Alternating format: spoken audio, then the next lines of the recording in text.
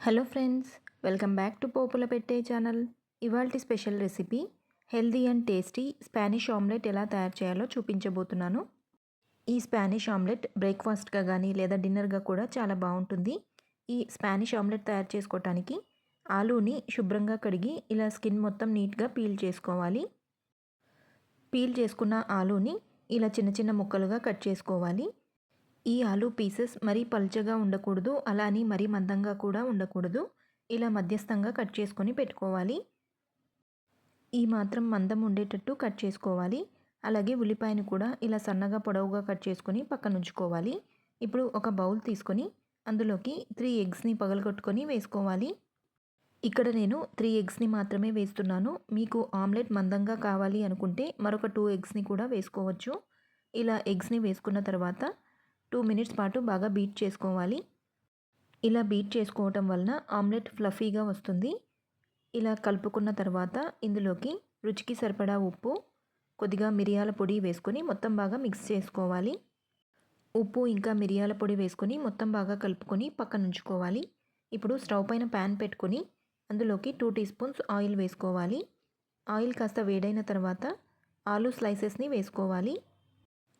ఇలా వేడిగా ఉన్న ఆయిల్లోకి ఆలూ స్లైసెస్ని వేసుకొని స్టవ్ను మీడియం ఫ్లేమ్లో ఉంచుకొని 2 మినిట్స్ పాటు వేయించుకోవాలి. ఈ స్పానిష్ ఆమ్లెట్ బ్రేక్ఫాస్ట్గా కానీ లేదా డిన్నర్గా లేదా ఈవినింగ్ టైంలో స్నాక్స్ లాగా తినడానికి కూడా చాలా బాగుంటుంది. ఆలూ స్లైసెస్ ఇలా 2 మినిట్స్ వేగిన తర్వాత సన్నగా పొడవుగా కట్ చేసుకున్న ఉల్లిపాయ ముక్కలను కూడా వేసుకొని మరొక 2 మినిట్స్ పాటు వేయించుకోవాలి.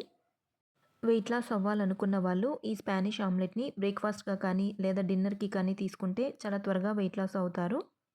ఆలూ స్లైసెస్ ఇంకా ఆనియన్స్ ఇలా దోరగా వేగిన తర్వాత స్టవ్ ఆఫ్ చేసుకోవాలి.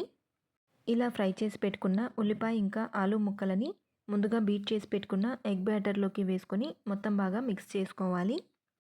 మనం ఆల్రెడీ ఇందులోకి ఉప్పు ఇంకా మిరియాల పొడి వేసి కలిపాం కదా, అందుకని మరలా సాల్ట్ వేయటం లేదు. ఇప్పుడు స్టవ్ పైన ప్యాన్ పెట్టుకుని మరొక 2 టేబుల్ స్పూన్స్ ఆయిల్ వేసుకోవాలి.